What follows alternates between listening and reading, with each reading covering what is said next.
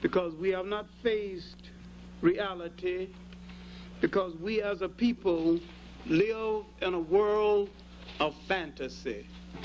And once we face reality and use religions properly, and once we understand how they are used by other people, and once we separate, not so much as separate spirituality from religions, and understand that out of our spirituality came the world's religions, and that we have been naive and let people take from us the basis, the elements, make religions and come back and sell them to us. Once we understand that, and that we had a much better version of the same religions before their former creation, and then once we recover from the shock of discovering that we had something better than what was sold to us, rehashed from our elements, then go back and take the great spirituality we had and move with it. And once we understand what we were and where we are, we will understand what we have to be and where we still have to go. We are still thinking minority when we were never a minority. But we are letting minority people fool us into thinking minority. And we are literally being controlled by minorities who endear themselves to other minorities by demonstrating their ability to control us.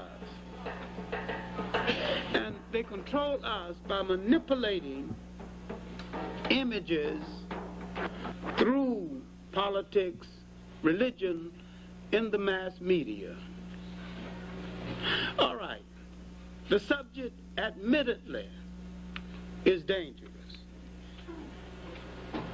as religion is a delicate and dangerous subject, and it's even more delicate and dangerous when you're talking to people of African descent.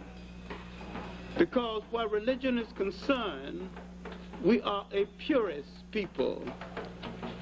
We are the true believers. We out-pope the Pope and out-Muhammad.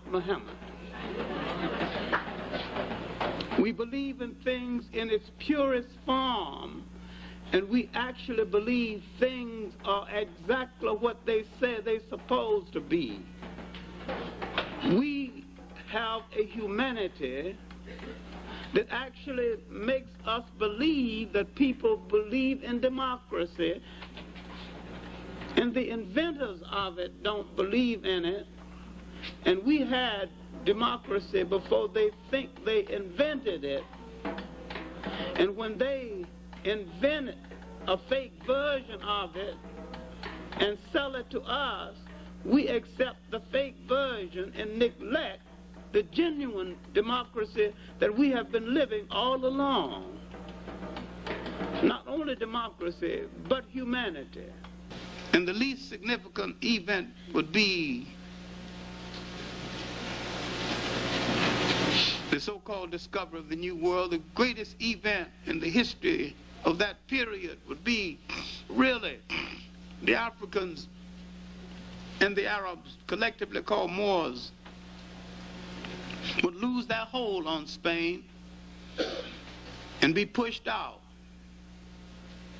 Be pushed out of Spain, and they would lose the Mediterranean. They had blocked Europe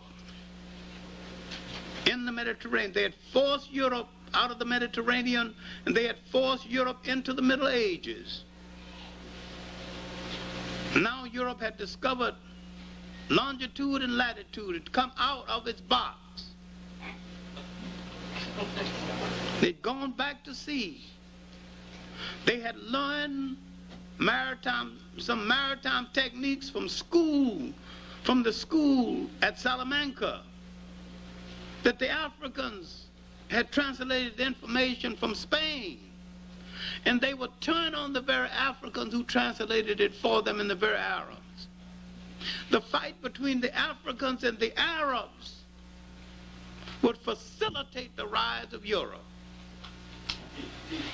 But except had the Africans and the Arabs got together at this point in history, fighting over various interpretations of Islam, they could have stopped Europe and stopped the slave trade, but instead of stopping the slave trade, the Arabs went into the slave trade, disgraced Islam, disgraced themselves, and left the African without protection, something which we should never forgive.